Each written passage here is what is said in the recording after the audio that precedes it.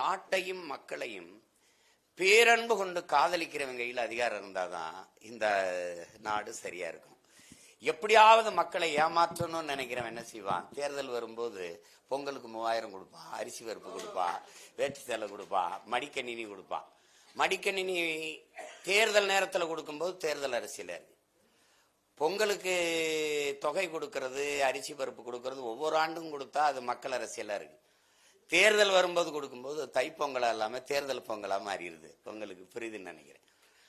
அப்ப இந்த நிலையில இதை தகர்க்கணும் அப்படின்னா நீங்க அதுக்கு பேர் ஒரு தலைகீழ் மாற்றம் வரணும். அதுக்கு பேர் தான் ஒரே வார்த்தையில புரட்சி. அது வரணும். அது மக்களின் மனத்தில் இருந்து வரணும். ஒவ்வொருவரும் மாற்றத்திற்கான சிந்தனையிலிருந்து வந்துட்டா மாறிடும், சமூகம் மாறிடும். அப்ப நாங்க நினைக்கிறது, எங்களுடைய கோட்பாடு ஆள் மாற்றம் ஆட்சி மாற்றம் பயனில்லை, ஆட்சி முறை மாற்றணும். அப்ப அடிப்படை அமைப்பை அரசியலையே மாற்றணும். அதுக்கு தான் நாங்க வேலை செய்யறோம். அப்படி ஒரு அமைப்பு வரும், விரைவில் வரும்.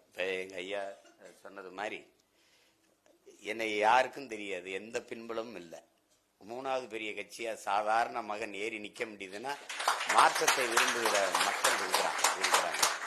நீங்க சாதி சொன்னீங்க, மதம் சொன்னீங்க, சாராயம் கொடுத்தீங்க, பணம் கொடுத்தீங்க, சலுகைகளை சொன்னீங்க, எல்லாம் சொன்னீங்க. அதையும் தாண்டி ஒரு புது சின்னத்தை தேடி எங்களை தேடி என் மக்கள் வாக்கு செலுத்திருக்காங்கன்னா இங்கே மாற்றத்தை விரும்புகிற மக்களின் எண்ணிக்கை வளர்ந்து கொண்டு வருது. ஏன்னா என் மக்கள் மகத்தானவர்கள்.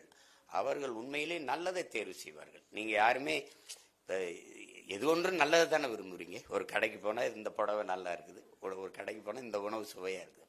அப்ப நல்லதை தேர்வு செய்கிற என் மக்கள் ஒரு நாள் தேர்வு செய்வாங்க.